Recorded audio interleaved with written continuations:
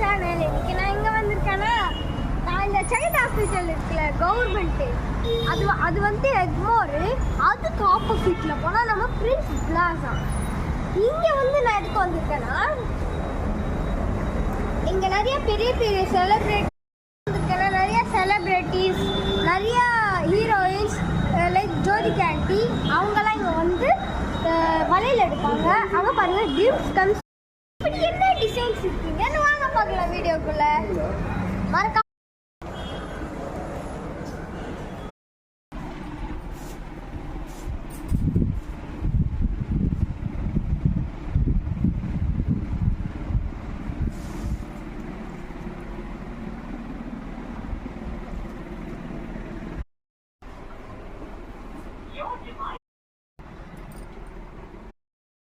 No idea.